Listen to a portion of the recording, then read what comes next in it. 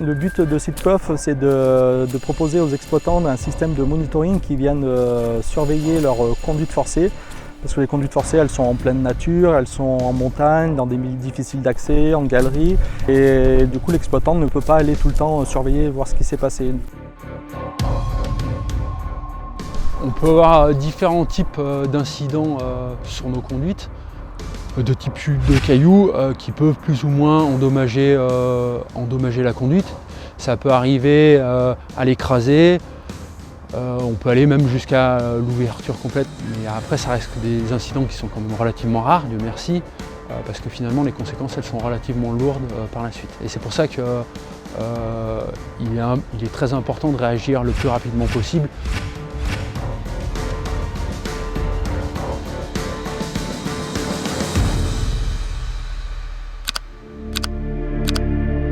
On a apporté toute la partie monitoring, donc toute la partie capteur. Donc là, le rôle a été de développer des capteurs qui aujourd'hui existent, mais principalement pour des essais en laboratoire.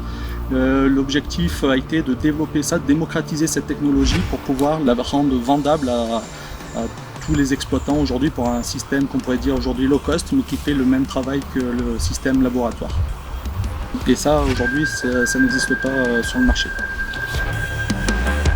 Sitcoff, c'est pas que des capteurs, c'est après derrière on envoie ces capteurs-là à l'exploitant sur une plateforme logicielle qui intègre vraiment toutes les données que les capteurs Sitcoff ont mis, mais qui intègre aussi les autres données que l'exploitant peut avoir.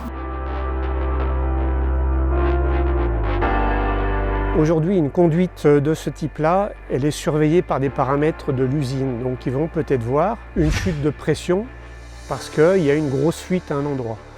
C'est tout. Notre réseau de capteurs, le monitoring qu'on met en place, il est conçu pour détecter deux phénomènes, les impacts d'une certaine énergie, et puis on l'a conçu aussi pour détecter des phénomènes de fuite, pour répondre à ces deux problématiques les plus importantes pour l'exploitant. L'intérêt, c'est qu'on peut détecter ça en temps réel. On a une fuite, on a une chute de pierre importante, on est capable de pouvoir être prévenu dans les quelques secondes qui suivent le phénomène. Le système d'acquisition va faire déjà un premier tri. On va garder que ce qui est au-delà d'un certain seuil. Ensuite, on va vraiment trier l'information pour en envoyer le minimum intéressant à l'exploitant. Là où c'est intéressant, c'est donc l'exploitant qui est d'astreinte sera alerté. Quand il sera alerté, il va forcément se connecter au logiciel de supervision.